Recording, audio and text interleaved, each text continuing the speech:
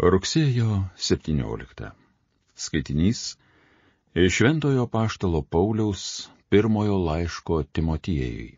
Brangusis, aš tau rašau apie šiuos dalykus, nors turiu vilties greit atvykti pas tave. Jeigu užtrukčiau, noriu, kad žinotum, kaip reikia elgtis Dievo namuose, kurie yra gyvojo Dievo bažnyčia, tiesos šulas ir atrama. Ir, kaip visi sutinka, didi yra maldingumo paslaptis.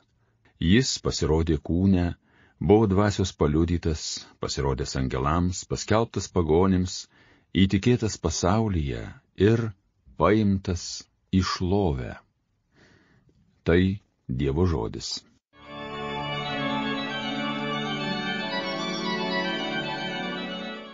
Didingi viešpaties kūriniai.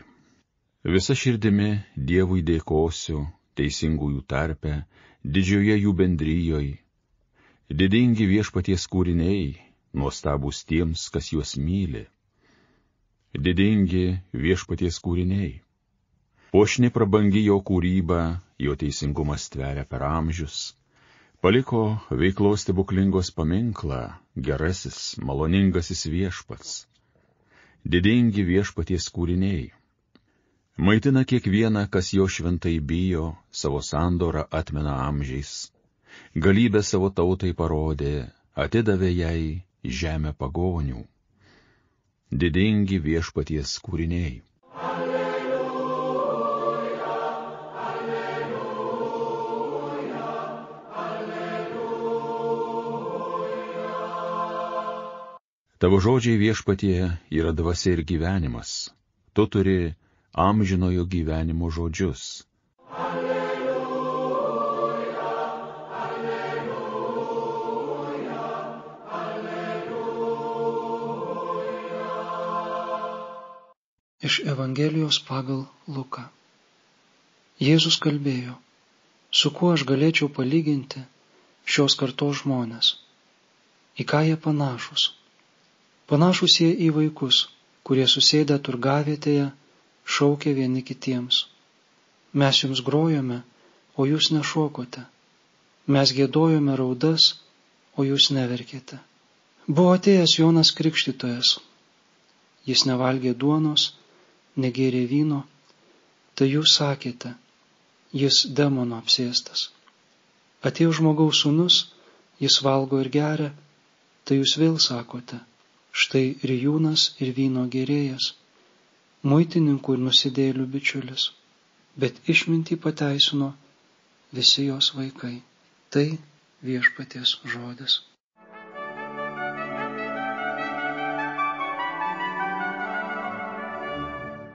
Sakoma, kad žmogus tikriausias, kai jis juokiasi ar verkia. Nors yra daug netikro juoko bei netikrų ašarų, visgi mes niekur nepamatom tokios atviros žmogaus širdies, kaip tikrame jo džiaugsme ir tikrose ašarose. Tai kažkoks apsireiškimas, tikrovės atsivėrimas, kada krenta kaukės, vaidmenys ir pasirodo, kas iš tikrųjų yra asmuo. Šis tikrumas skirtas ne televizijos kameroms, ne miniai, bet artimiausiems žmonėms. Jiems nebaisu atverti širdį. Žmogus graudžiausiai rauda ir nuoširdžiausiai juokiasi artimiausio asmens akivaizdoje. Pati drąsa taip atsiverti liudija to santykio artumą.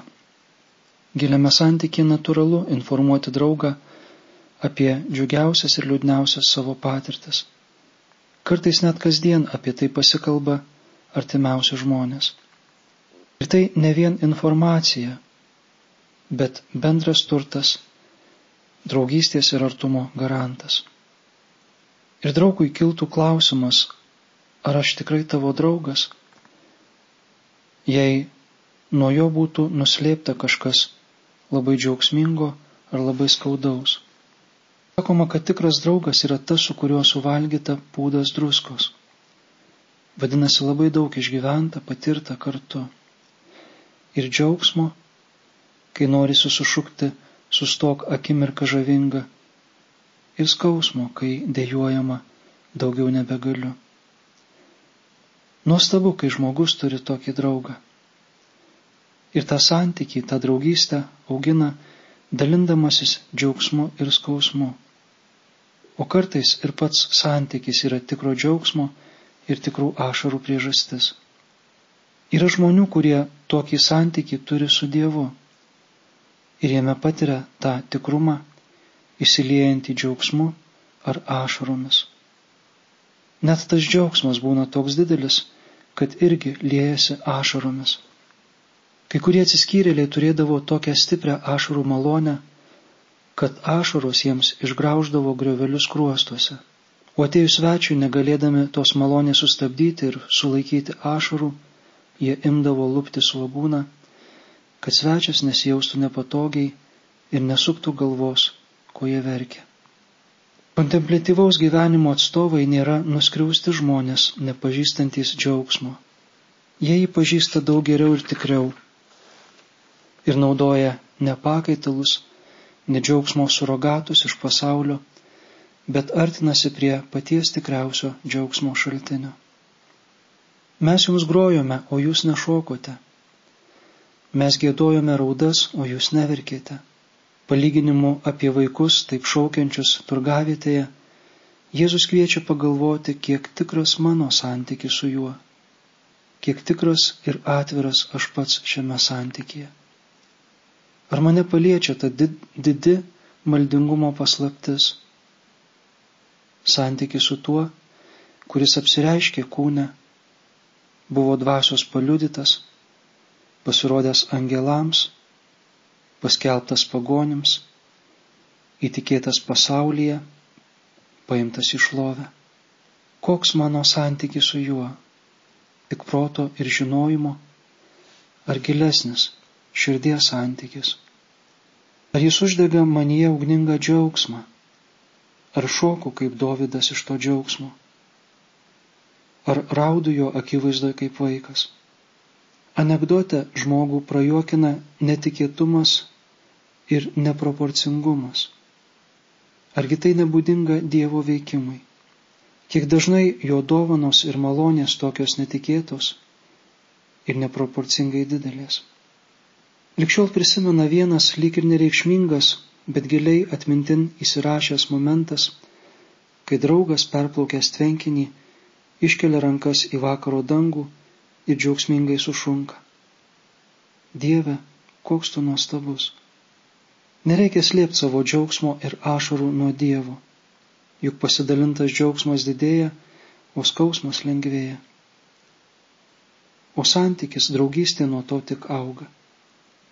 Popiežius Benediktas XVI, pats turėjęs nelengvą senatvę, kentėjęs ligas, ragino priminti ligoniams, kad jie nepamirštų savo kančios pakelti Dievui, vienyti ją su Jėzaus kryžiaus kančia, kad nekentėtų jos vieni, kad jų ašaros nebūtų veltui.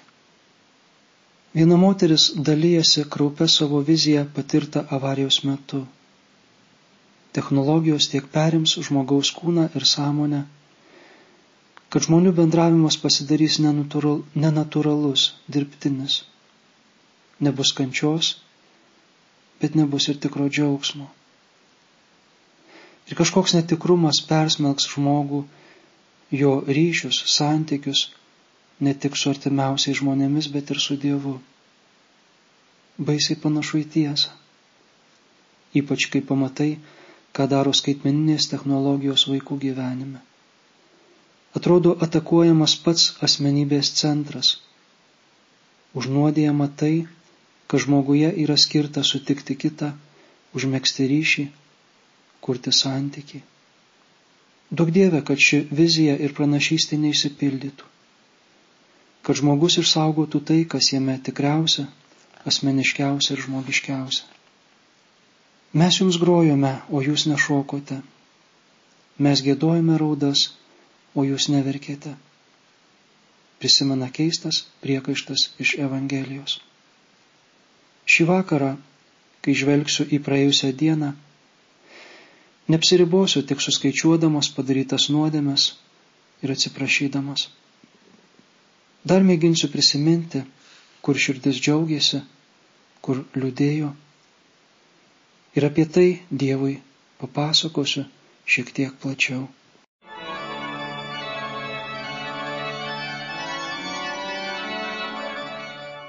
Homiliją sakė kunigas Mindaugas Martinaitis.